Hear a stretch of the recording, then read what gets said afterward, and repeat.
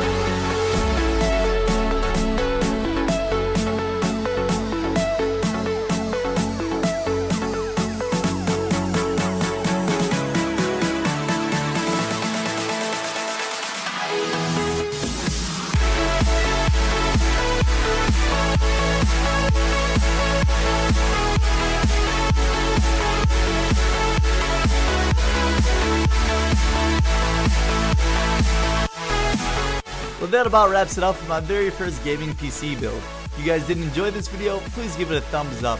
Also, don't forget that I'm giving away this very own PC that you see in the video that I built.